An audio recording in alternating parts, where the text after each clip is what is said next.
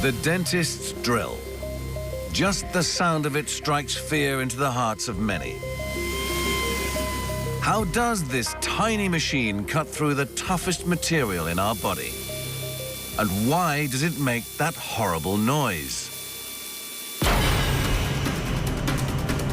More than 60 miniature components work together. The drill burr is made from tungsten carbide, one of the hardest metals known to man. A driving head spins at 20,000 revs per minute, faster than a Formula One engine. A single gear with microscopic teeth transfers the power.